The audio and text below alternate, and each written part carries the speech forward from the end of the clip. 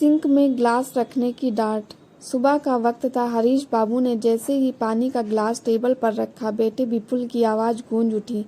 पापा, glass sink में रखा कीजिए, तान्या ऑफिस से आई तो गुस्सा करेगी। और ये आपकी दवाई, अखबार, चश्मा सब हटा दीजिए।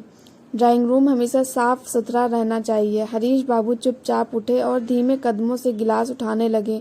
वो अभी अभी हार्ट सर्जरी से उबरे थे। डॉक्टर की सख्त हिदायत थी, समय पर दवाइयाँ, आराम और सुकून। पर यह शहर का फ्लैट और बेटे का घर, वैसा सुकून कहाँ। सुरेखा जी कमरे में आई। उन्हें चिंता थी कहीं कुछ इधर उधर न रह जाए, नहीं तो कल जैसी बहू की तड़ातड़ फटकार दोबारा सुननी पड़ेगी। उन्होंने चुपचाप गिलास भी रखा, किताबें समेटी और बेटे से बोली, विपुल ज़रा चाय बना देगा? मौसम ठंडा है, बाबूजी को आराम मिलेगा। बेटे ने सिर उठाया और कहा, मम्मी थोड़ी तो लिमिट में रहा करो, बार बार चाय की ज़रूरत नहीं होती, खुद भी थोड़ा कंट्रोल करो। उस एक वाक्य ने जैसे सुरेखा जी की आत्मा को कुचल दिया। गांव का अपना घर याद आया, जहाँ कभी भी चाय बनती, गरम फुलके निकलते, बाबूजी की थाली में दलिया और अपनी मर्जी से कुछ भी बना सजा लेते थे। यहाँ तो सब सीमित था, चाय भी, बोलना भी, सांस लेना भी। जब गांव में हरीश बाबू की तबीयत बिगड़ी थी, तब बेटे ने शहर बुलाया था। इलाज बेहतर होगा, सुरेखा जी सब कुछ छोड़कर आई थी। खेत की उपज, घर की जिम्मेदारियां और अपना सुख। इलाज महंगा था। बेटे ने साफ कहा था, अगर पैसे हैं तो डॉक्टर को दिखाऊं, वरना सोच लो। और सुरेखा जी ने बिना एक शब्द बोले फसल का सारा पैसा बेटे के हाथ में रख दिया था।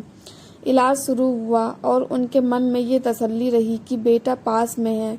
लेकिन अब महसूस होने लगा था, ये घर उनका नहीं, बस एक जगह है जहाँ वो बोझ बनकर रह रहे हैं। तान्या ऑफिस से आई, गुस्सैल, तेज तर्रार और हमेशा बड़बड़ाने वाली।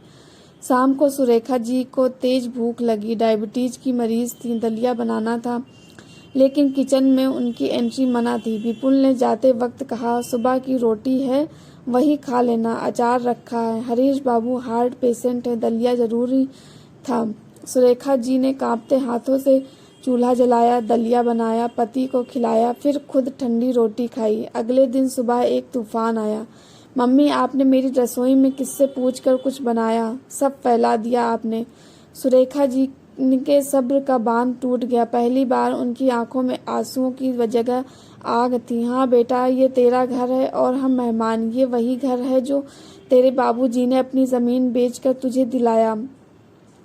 अब हमें ही तमीज़ सिखा रहा है।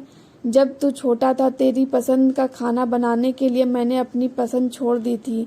अब मेरी भूख, मेरी चाय भी तुझे खलती है। तेरा घर मुझे, तुझे मुबारक। मैं तेरे बाबूजी को लेकर लौट रही हूँ गांव, जहाँ कम से कम जी भर के सांस तो ले सकूँ।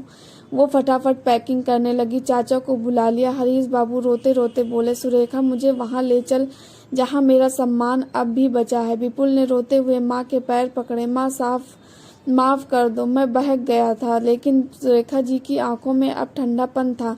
अब नहीं बेटा, जो रिश्ता हर बार तुम्हें याद दिलाना पड़े कि ये तुम्हारे माँ बाप है, वो रिश्ता सिर्फ खून का होता है, दिल का नहीं। कहानी उन माँ बाप की जो अपना सब कुछ देकर बेटे को खड़ा करते हैं और बदले में सिंक में गिलास रखने की डांट सुनते हैं।